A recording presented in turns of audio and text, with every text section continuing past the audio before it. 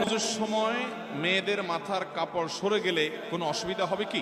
এই প্রশ্ন অনেক মা বোনরা করে। প্রশ্নটা হলো যে মহিলাদের মাথার কাপড় সরে গেলে ওযুর মধ্যে কোনো অসুবিধা হবে কিনা। ওযুর সময় মাথার কাপড় থাকতে হবে এমন কোনো বাধ্যবাধকতা নাই। পুরো ওযুর সময় যদি মাথার কাপড় না থাকে তাও ওযু হয়ে যাবে। দেখতে হবে যে কোনো গায়রে মাহরাম পুরুষ তাকে দেখছে কিনা। কোনো গায়রে মাহরাম পুরুষ নয়, বাসায় এখানে বাপ ভাই আছেন, স্বামী আছেন, সন্তান আছেন, তাদের সামনে তিনি ওযু করছেন বা অন্য নারীর সামনে ওযু করছেন বা একা একা ওযু করছেন। মাথায় কাপড় যদি টোটাল পুরো ওযুতে একবারও না থাকে তাতে কোনো অসুবিধা।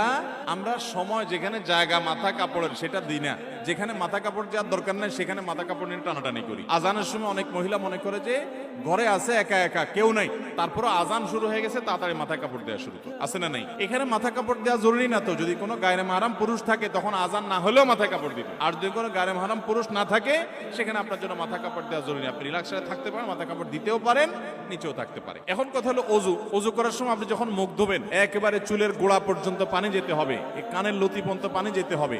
তাহলে এই জায়গাগুলোতে পানি পৌঁছানোর জন্য মাথায় কাপড় থাকলে অনেক সময় ভিজে যাবে, এই জন্য সরাই নিয়ে আপনি ভালো করে ধুলেন, অবশ্যই জায়েজ আছে। আবার যখন মাথা মাসা করবেন ভিজে হাত যখন উপর দিয়ে দিবেন অনেক সময় কাপড় ভিজতে পারে, এই জন্য কাপড় সরাই দিয়ে আপনি পুরো মাথা মাসা করলেন, অসুবিধা নেই। তাহলে খোলাসা এবং সারাংশ কথা হলো ওযুতে মেয়েদের মাথা কাপড় দিয়েই ওযু করতে হবে এমন কোনো বাধ্যবাধকতা।